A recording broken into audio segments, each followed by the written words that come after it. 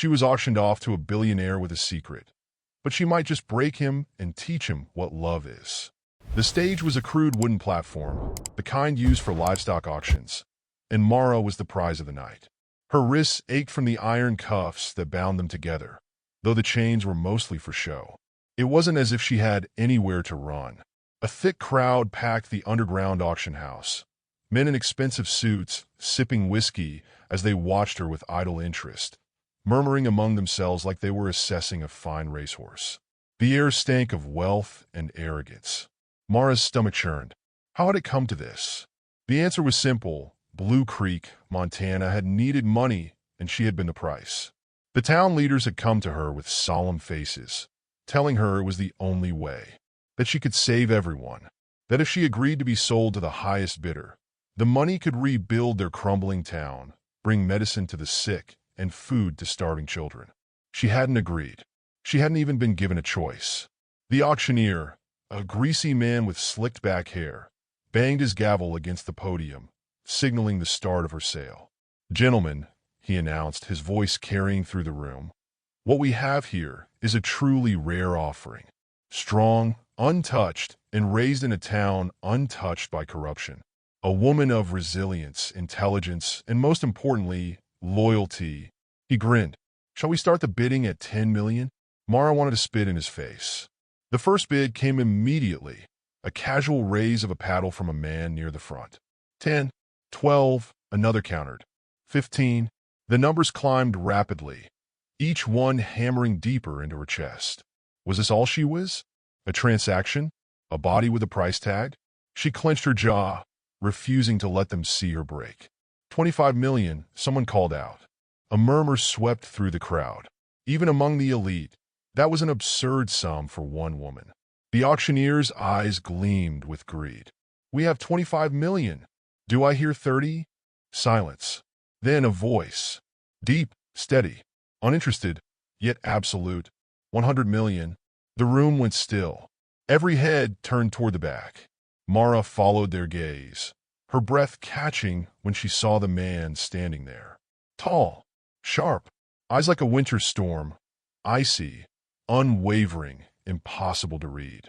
His presence swallowed the space around him, and unlike the other bidders, he didn't look smug or entertained. He looked like a man who never needed to ask twice. The auctioneer hesitated. "Yes, sir, did you say 100 million?" the man repeated. In the auction, the gavel slammed down. "Sold." Before we proceed with this amazing story, please tell us where you are watching from in the comments. Are you from Montana too? Mara's pulse roared in her ears as two guards stepped onto the stage. One unlocked her chains while the other clamped a firm grip around her arm. "Congratulations, sir," the auctioneer crooned. "A fine purchase." Mara's fist curled. She was not a purchase, and she was not going to be quiet about it. The drive was silent. Mara sat stiffly in the back seat of the limousine, staring out the window as the city lights blurred past. Across from her, her new owner lounged like he had all the time in the world, his expression unreadable. She refused to acknowledge him.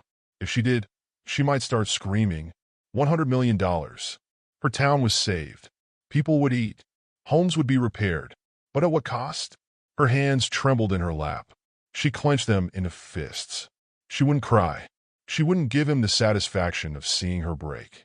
"You're angry," he observed, his voice smooth and composed. Mara snapped her head toward him, glaring. "Angry? You just bought me. Like some pet." He didn't react, just watched her with that same infuriating calm. "And yet, you're here. Because I had to be," she shot back. "Do you really think I wanted this?" A pause. Then he tilted his head slightly. "No. I imagine you hate every second of it." Her heart hammered against her ribs. "Good. Let him know. Let him see. If you think I'm going to just sit quietly and accept this, you're wrong." Her voice shook with fury. "I don't care how rich you are. I don't care how powerful you think you are. I am not yours." His lips twitched. Not in amusement, but something else, something she couldn't place. "You're right," he said. She blinked. He leaned forward slightly, his elbows resting on his knees. "You're not my Mara, but you are here. And I think we both know you wouldn't be If there was another way, her breath hitched. She hated that he was right. His voice softened just slightly. I paid a high price for you. That means your town gets to survive. So, before you assume you're just a pet to me, perhaps you should wait to see what I actually want. The limousine slowed. Mara turned toward the window. A towering mansion loomed beyond the iron gates, grand and intimidating, a stark contrast to the small town she had been ripped from. The door opened. He stepped out first, then held out a hand.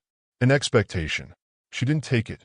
Instead, she climbed out on her own, shoulders squared, spine straight. If he thought she would show an ounce of gratitude for whatever awaited inside, he was mistaken. The moment her feet touched the pavement, he leaned in, his voice low. You should rest, Mara, he said. Tomorrow we begin? She forced herself to look at him. Begin what? A ghost of a smile played at the corner of his lips. You'll find out soon enough. The ride to New York was silent, thick with an unease that clung to Mara's skin like an unwelcome touch. She kept her arms crossed, pressing herself against the cold leather seat as Damien sat beside her, composed as ever. His presence filled the space, but she refused to acknowledge it. If he expected gratitude, he'd be waiting forever. Her entire life had been stripped away in one evening. Sold. Bought. Owned. The jet landed smoothly, and the moment they stepped onto the private runway, a black car was waiting. Mara had never even left Montana before, but now she was in the heart of a world she had no business being in. The driver didn't acknowledge her, only Damien, and she had to swallow the urge to snap at the man for treating her like furniture. As the car pulled up to his estate, her breath hitched despite herself. The mansion was enormous, but not in the way she expected. A maid greeted them, bowing her head slightly as she stepped aside. Mara followed Damien inside, her stomach twisting with every step. She refused to look intimidated, but she was. He led her down a hall before stopping at a door, pushing it open. This is your room. Mara stepped inside, expecting something cold and impersonal, but the space was normal. Warm tones, plush bedding, and soft lighting. Not what she imagined from a man who had purchased her like livestock. Still, she wasn't about to thank him. She turned to face him, arms still folded. What now? Do I start scrubbing floors? Serve your guests drinks with a forced smile? His lips barely moved. No. Then what the hell do you want from me? There was no hesitation. I want you to fix me. She blinked. Fix you? Damien took a step closer, his gaze never leaving hers. I have a problem, he said, voice even. One no doctor has been able to solve. A sick feeling crawled up her spine. If you think I can't perform, you know as a man. I am impotent. The words dropped between them, heavy and blunt. Mara felt her face heat, but not in embarrassment. In sheer rage. You think I can help with that? She snapped. He didn't flinch. Yes. She let out a harsh laugh. You are out of your goddamn mind. His expression remained unreadable, and that only pissed her off more. You can't be serious, she continued, voice sharper now. That's what this was about? You bought me because you think I have some magical ability to cure that. Damien's jaw tightened slightly, the only indication that her words had any effect. Doctors have tried everything. Therapy, medication. Nothing works? She crossed her arms. So why me? I did my research. Mara scoffed. Research? What? You looked me up and thought, that poor woman in Montana must be the answer to all my problems. Damien didn't flinch. You're not just some poor woman in Montana. You're a herbalist, one with knowledge that extends beyond modern medicine. You've treated people no doctor could help, healed conditions that weren't supposed to be curable. Your methods may not be recognized by hospitals, but the results speak for themselves. Mara stiffened. She had never advertised her work, never sought attention for the people who came to her in desperation, those who had exhausted every medical option and turned to her as a last resort. The idea that he had found out, that he had dug through her life enough to know what she did in secret, made her stomach twist. How the hell do you know that? She demanded. I make it my business to know things. Her fist clenched. That doesn't mean I owe you anything. No, Damien agreed. But it means you're the only person who might be able to help me. That should have softened her.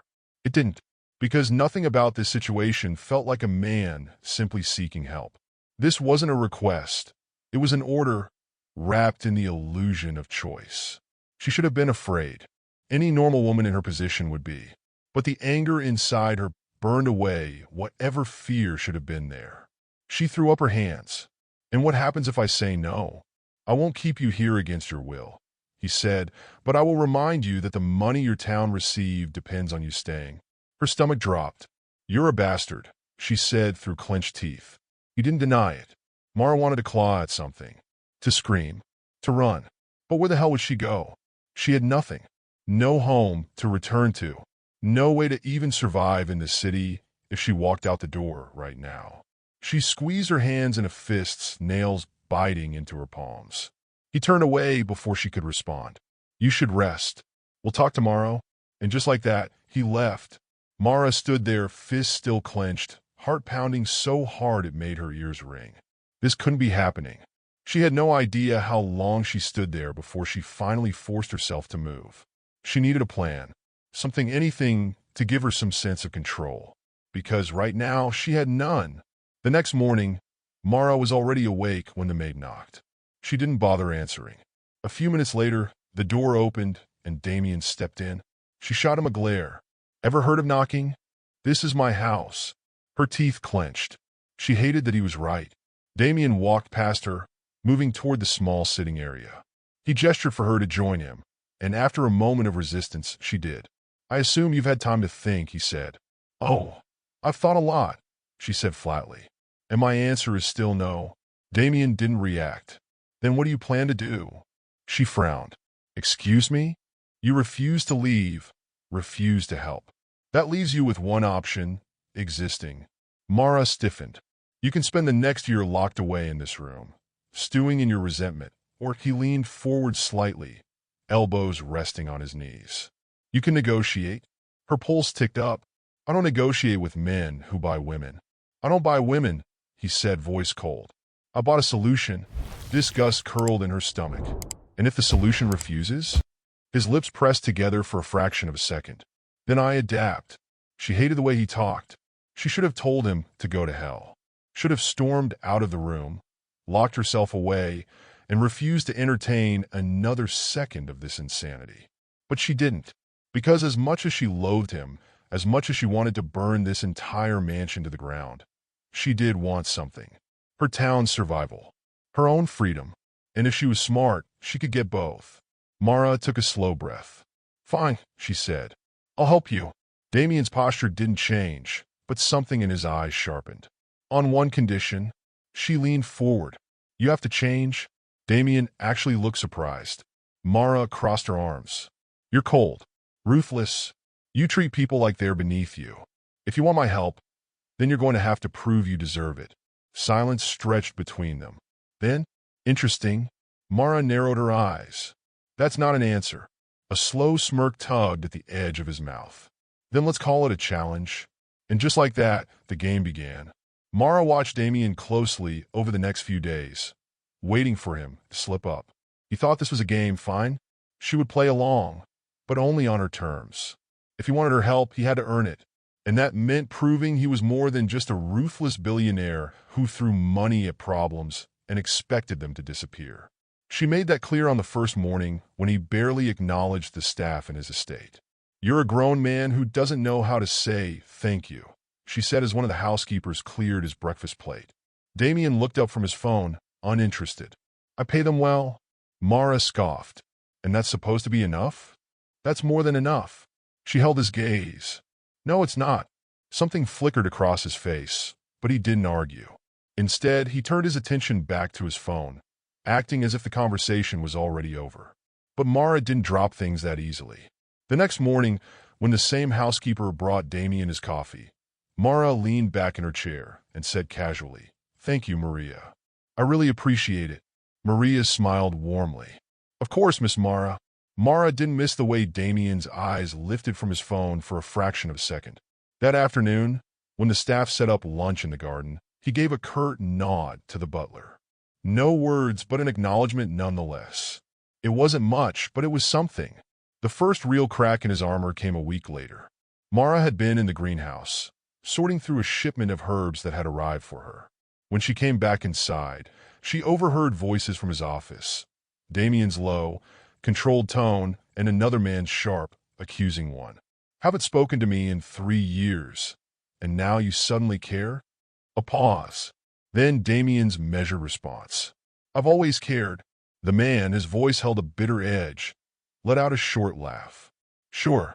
That's why you cut me out of your life the second you took over the company. Mara lingered near the doorway. She wasn't one to eavesdrop, normally.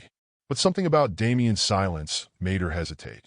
I made mistakes, Aaron, he said finally. Aaron? His brother? Mara leaned against the wall, arms crossed. This wasn't the arrogant, unshakable man she had come to know. There was something guarded about his voice, like he wasn't used to admitting things like this. I should have called sooner, Damien continued. I should have, he exhaled sharply.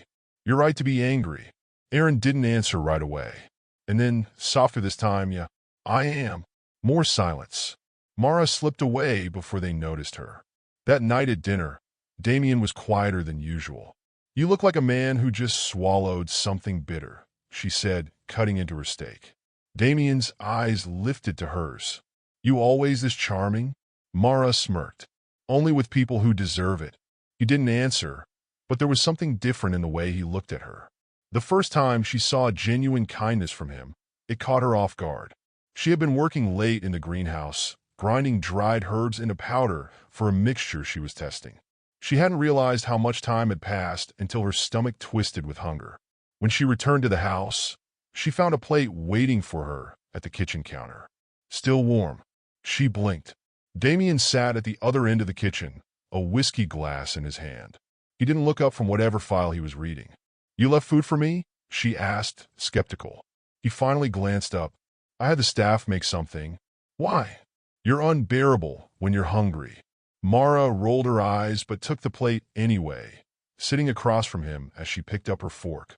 She expected the conversation to end there, but after a few minutes of silence, Damien asked, What were you working on? Mara paused mid-bite. He had never asked about her work before. Not really.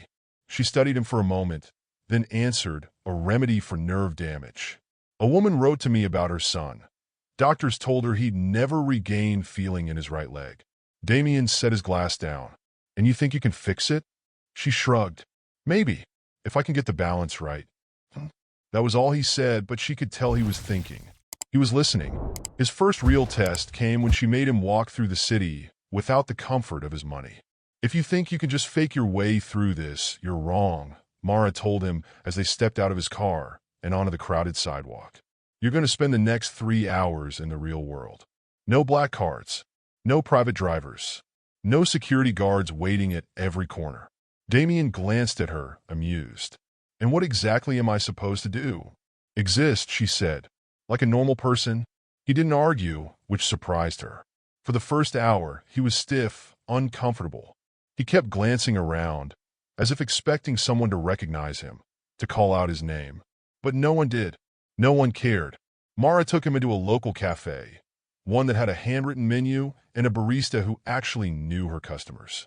She watched Damien hesitate before pulling out his wallet. No, she said before he could. Try again. He looked at her. Mara motioned toward the tip jar. See that? That's where your extra money goes today. For a moment, she thought he'd refuse.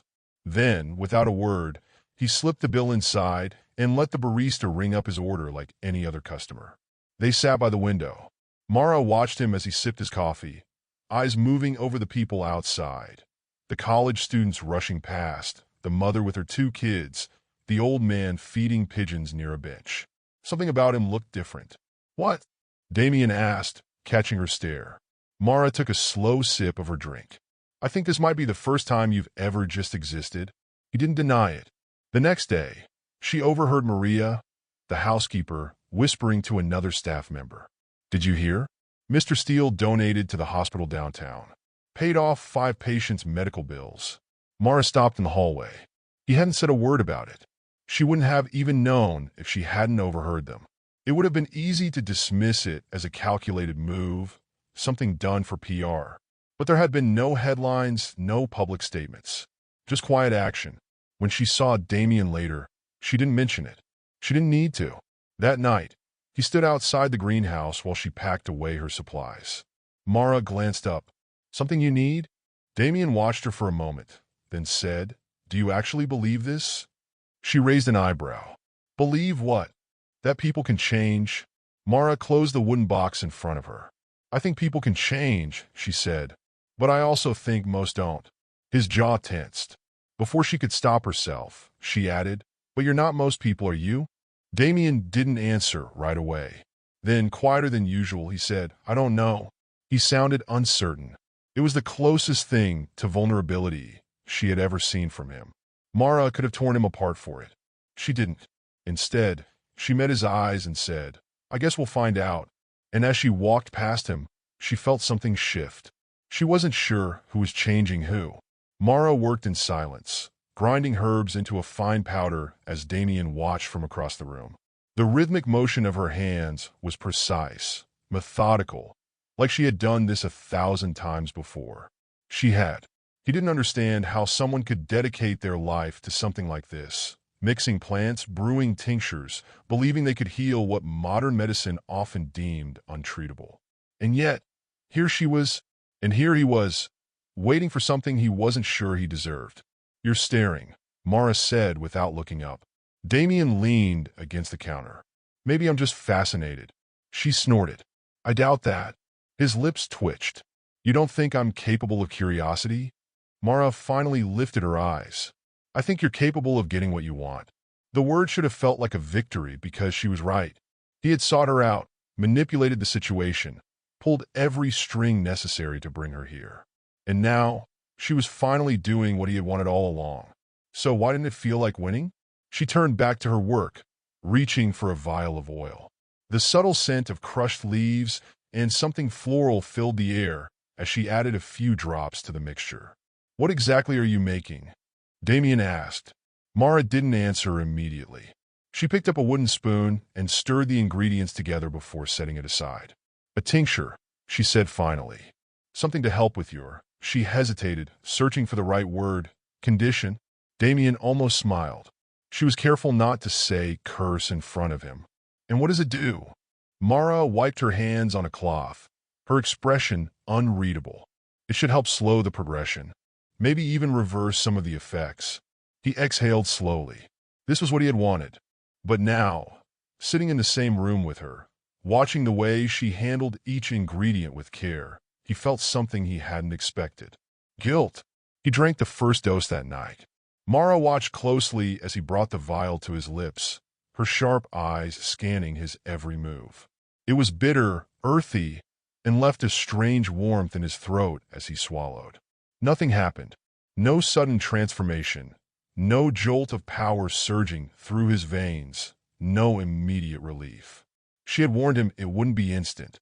"I'll adjust the dosage depending on how your body reacts," Mara said, jotting something down in her notebook. "This isn't magic, it's science." "Is that what you tell yourself?" Damien asked, setting the empty vial on the table between them. She raised an eyebrow. "Excuse me? That what you do isn't magic?" Mara's mouth twitched. "I don't need magic. I have knowledge." Damien didn't argue, because the truth was, he had seen men with more money than they could ever spend go to the best doctors in the world. Men who had walked away with nothing but false hope.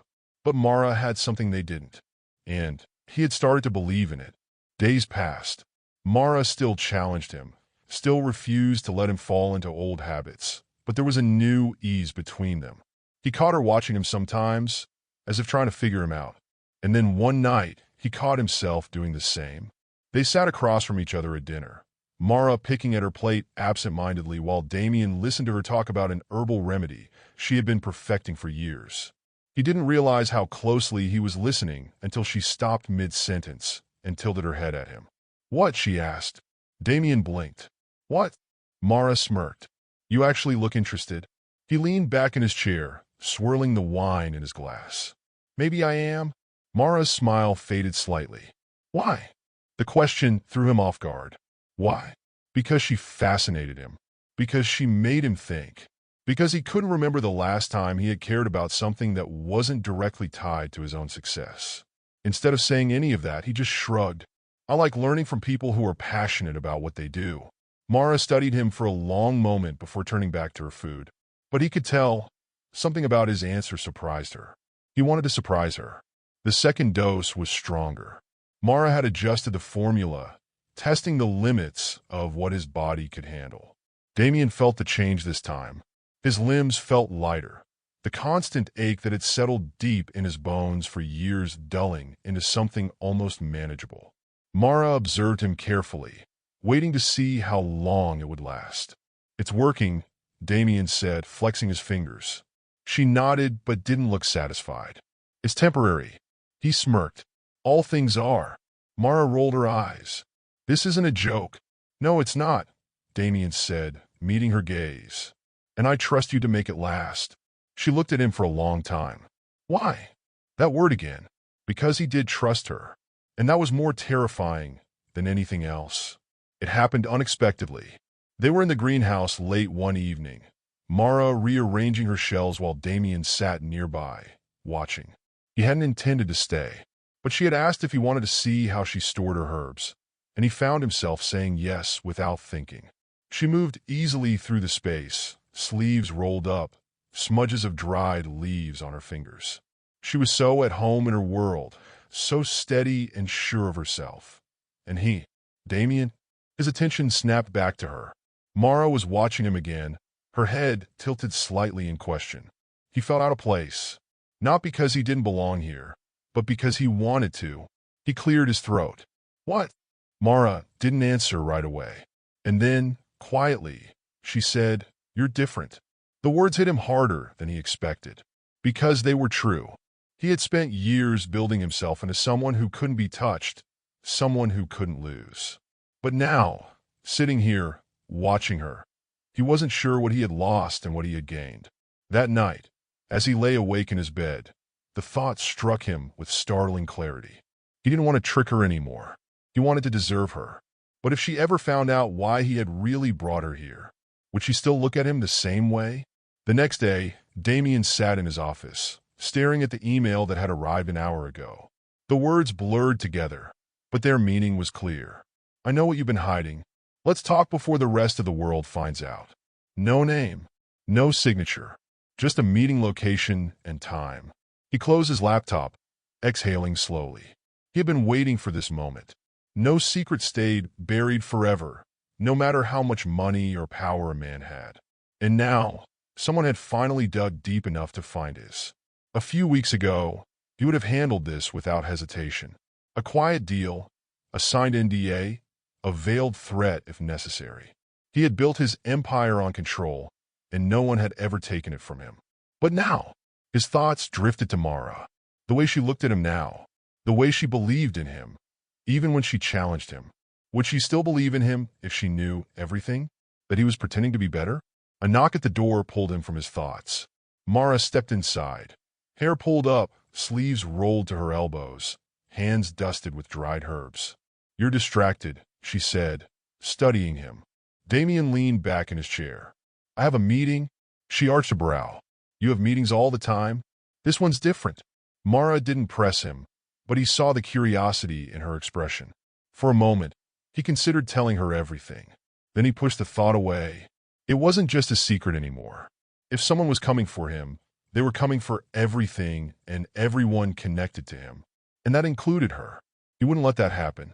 The meeting was set at a high-end restaurant downtown. Damien arrived early, taking a seat in a private booth near the back. Minutes later, a man slid into the seat across from him. Andrew Graves, a rival in the business world, a man with too many connections and a reputation for playing dirty.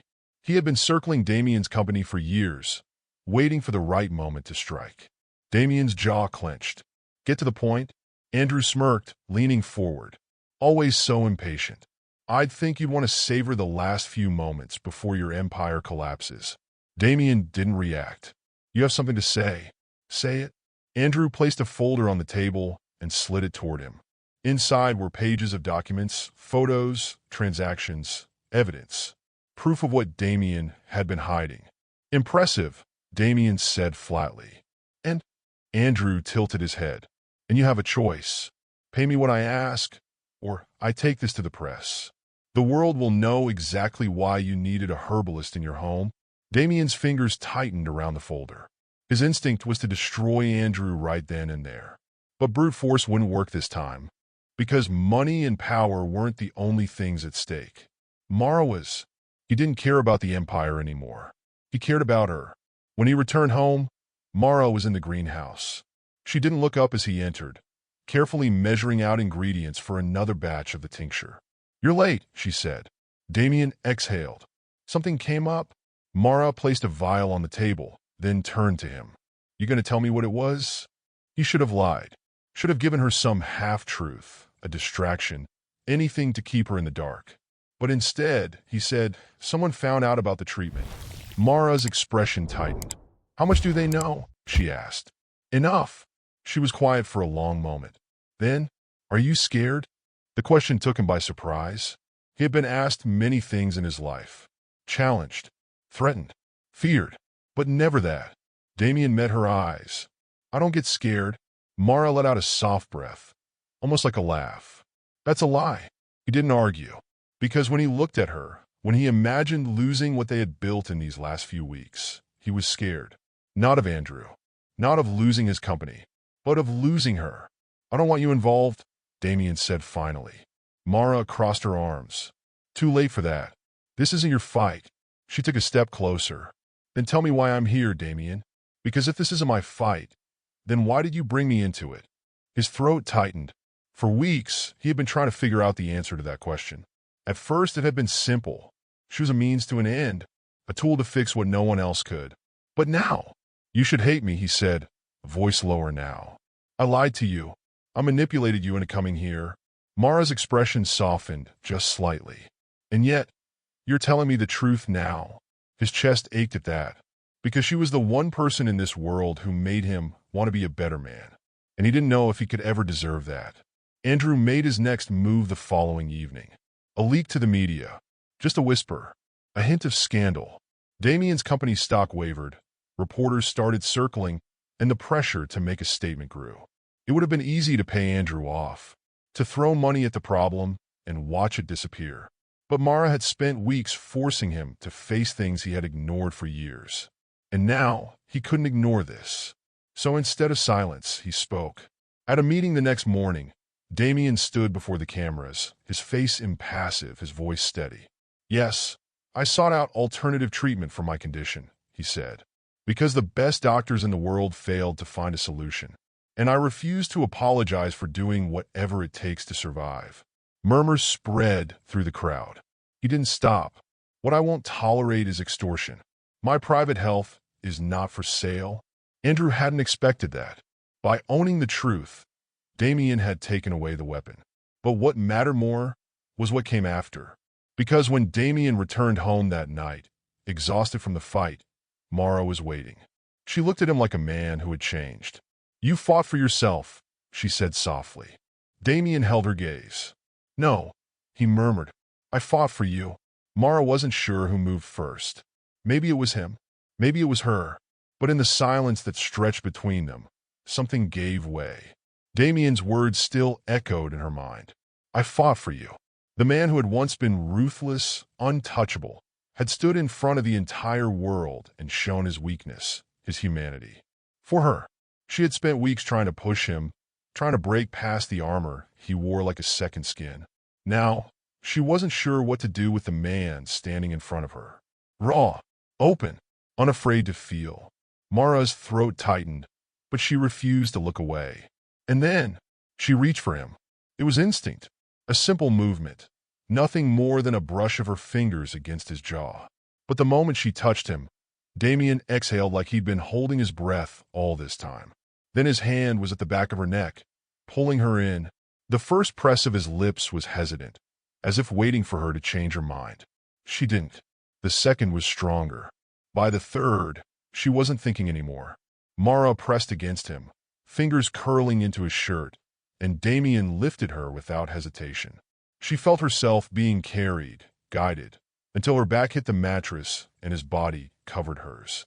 There was no hesitation now, no walls left between them. She woke to the scent of him. Warmth, clean skin, something distinctly Damien. Mara blinked against the morning light, awareness settling over her in waves. Her body ached in a way that had nothing to do with exhaustion. The arm draped across her waist tightened. "Stay," Damien murmured, his voice rough with sleep. Mara turned her head slightly, finding him watching her. A lock of dark hair had fallen over his forehead, and he looked at peace, as if he had spent years carrying a burden only to realize, in this moment, that he didn't have to. Her heart ached in a way that terrified her, because she had no idea how to not fall for this man, and she wasn't sure she wanted to stop. Days passed, but nothing felt the same. It wasn't just the way Damien touched her now, or the way his fingers brushed over hers when she handed him a cup of tea, or how his voice softened when he said her name. It was the way he looked at her, like she was something he needed, and Mara was beginning to realize she needed him too. It started with nausea, a simple, annoying queasiness that she brushed off. Then came the exhaustion. At first, Mara thought she was just overworked. She had spent the last few days preparing a new treatment formula, fine-tuning every last detail to make sure it was perfect. But when she nearly dropped a tray of glass vials because her hands wouldn't stop shaking, she knew something was wrong. She sat down slowly, pressing the heel of her hand against her forehead. A familiar thought crept in. No, it wasn't possible. Was it? Mara's pulse thrummed as she did the math in her head. Her stomach turned. She had been so caught up in everything, Damien, the treatment, the press, the nights spent tangled in his sheets, that she hadn't noticed, hadn't even considered it. A sharp knock at the door made her jump. Mara, Damien. Her throat closed up. She wasn't ready for this. She needed time, a plan, something. But before she could say a word, the door swung open, and he was there. Dark suit, sharp eyes, concern lining his face. The moment he saw her, the tension in his shoulders eased, but only slightly. "You're pale," he said, stepping inside. "What's wrong?" Mara forced a weak smile. "Just tired." Damien frowned. He never missed anything, and this time was no different. His hand reached out, pressing gently against her cheek, then moving lower, resting against her throat. His fingers lingered there for a beat, feeling the unsteady rhythm of her pulse. "Mara," he said, voice quieter now. "Tell me." She wanted to lie, to brush it off, to pretend like nothing had changed. But something had changed, and she couldn't keep it from him. Her lips parted, but the words stuck in her throat. Damien's expression shifted, something flickering behind his eyes, something understanding. He exhaled. "You're pregnant." Mara felt the air leave her lungs. The room felt too small. Her fingers curled into her lap, gripping the fabric of her dress as if it could anchor her. She searched his face, waiting for something, anything. Anger, shock, regret. But there was none of that. Damien knelt in front of her, his hands settling over hers, steady and warm. "Say something," she whispered. She didn't know what to do, how to fix this. Damien didn't let go. Instead, he lifted her hands to his lips, pressing a kiss against her knuckles. And then, he smiled. A slow, breathless, disbelieving smile. "You're having my child," he murmured, as if he couldn't quite believe it himself. Mara swallowed. "Damien, I don't care about anything else," he said. "Not the press, not my reputation, not the age gap, or what anyone else thinks." His fingers tightened around hers. "I care about you." Mara felt something crack open in her chest, because she believed him, and that was the scariest part of all. Mara hadn't expected peace. She knew the world wouldn't let them exist in silence, that no matter how much she and Damien tried to hold on to what they had built, people would talk. And they did. Everywhere they went, whispers followed. The billionaire and the herbalist. The ruthless businessman and the woman from nowhere. The scandal. The mistake. Mara saw the headlines, heard the murmurs in restaurants, caught the way people looked at her as if she didn't belong at his side. At first, she told herself she didn't care. She had lived most of her life as an outsider, never quite fitting into anyone's world. But this was different, because now Damien heard it too, and every time, his jaw tensed, his shoulders locked, his hand on her waist tightened just slightly before he forced himself to relax. But he never wavered. He didn't let go of her. He didn't let the noise push them apart. And slowly, Mara realized she had been bracing for the moment he would. She had spent so much of her life being left behind that part of her was still waiting for it to happen again. But Damien wasn't like the others. He wasn't ashamed of her. He never hid their relationship. He never let the weight of public scrutiny make him second-guess what they had. Mara started to believe that maybe, just maybe, she wasn't something he would outgrow. Maybe she was something he chose.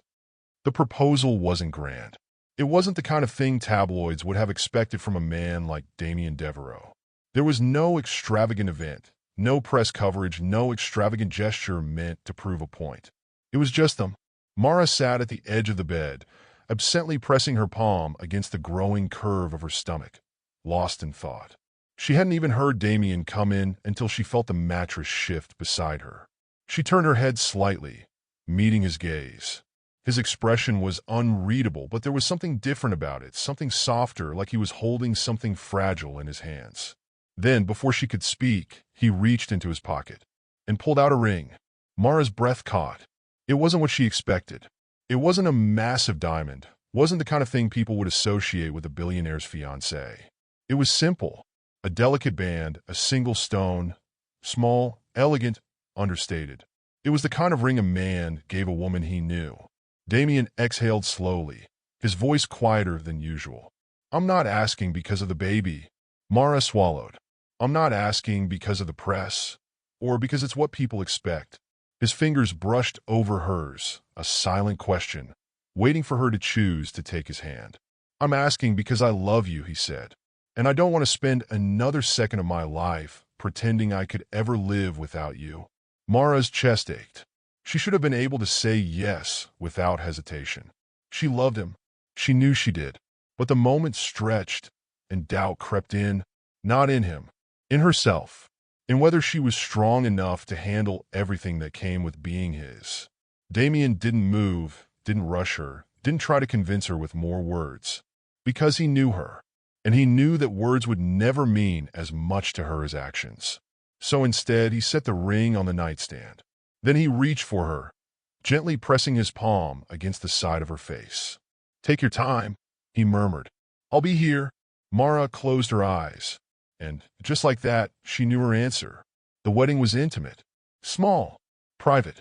Only the people who truly mattered were there. The world would have expected something extravagant, something befitting a man like Damien. But he hadn't wanted that, and neither had she. Instead, they stood together in the quiet evening light, hands entwined, as vows were exchanged in voices meant only for each other. Damien's fingers pressed gently against hers, steady, unshaking. The man the world had once feared stood before her now, unarmored, completely hers. When the final words were spoken, when their lips met in a kiss that sealed what they had always known, Mara realized. It didn't matter what anyone else thought. It didn't matter what they had been before. It only mattered that they had chosen each other. Again, and again, and again. Life didn't slow down. The world didn't suddenly accept their love without question. But none of that mattered, because they had each other.